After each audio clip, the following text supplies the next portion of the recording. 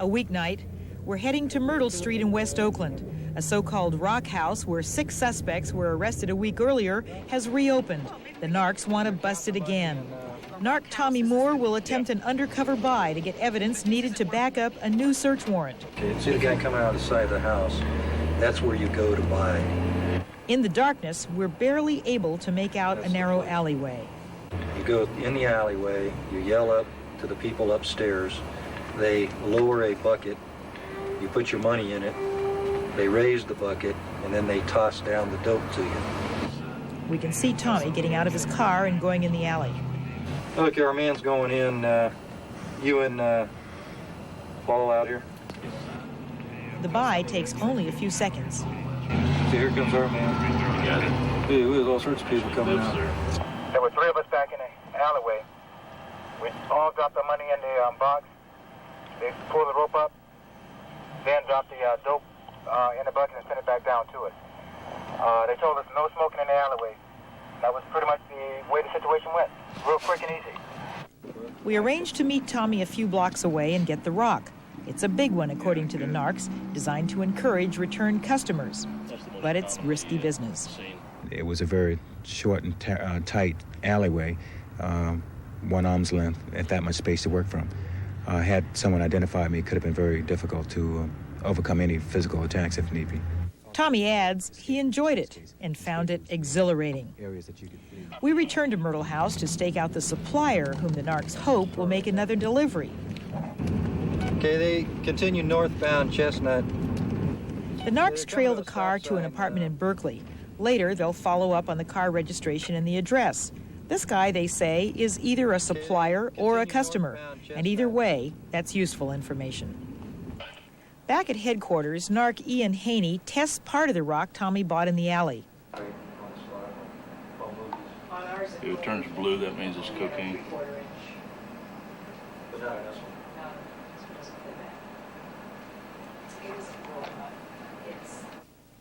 Haney completes the paperwork and calls the judge to sign the search warrant.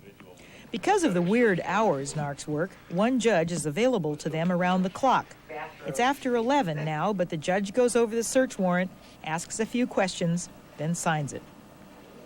2 days later, Haney briefs the unit on what to expect on the raid. 3014 Myrtle Street is a tough location, a 2nd-story flat with iron grating on the door. The outside stairs have been made into an obstacle course to slow invaders down. Hopefully we'll have the helicopter lighten up the backyard area. 8 o'clock. We're on our way. Argus, the police helicopter, is overhead. 3014 Myrtle, Argus, on the east side of the street right here. Coming up on the guys.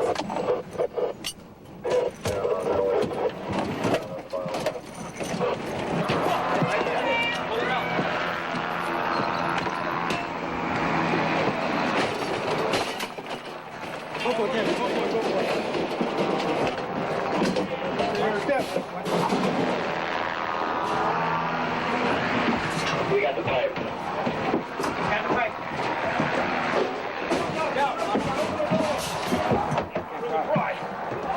Let me get the key. Open that door! Open it down. You get that sucker? Hands up.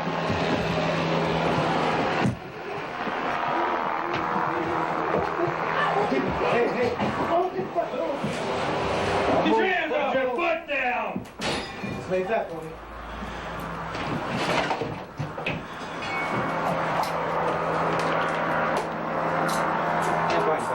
Me? 70 to Argus. All right. Well, 71 Argus. Argus, go ahead. Roll you back. Go home. You can go home. Thank you very much. About the first thing narcs check on in a raid is the toilet. Dealers often flush dope when a raid starts. This time, the narcs hope to preempt that. 2 of them sheared off the sewer pipe when the raid started.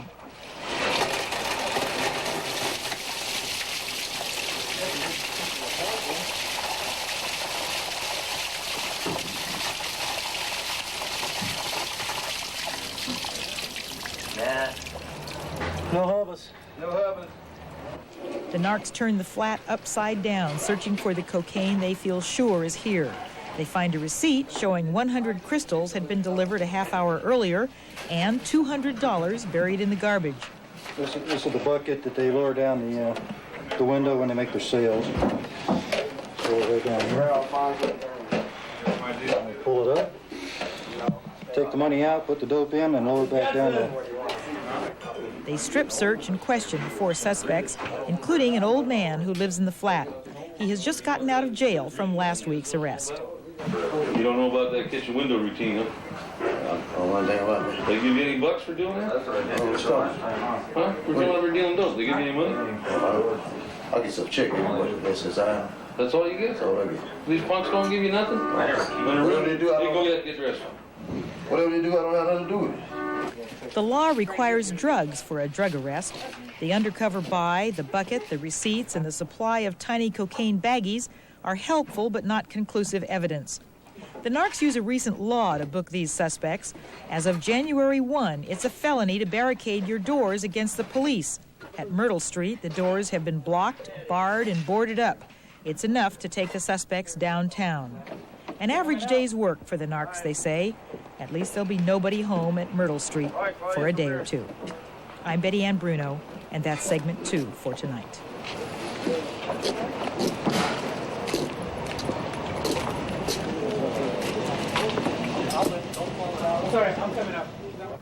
And when we come back, in Washington, D.C., an American convicted of spying for Israel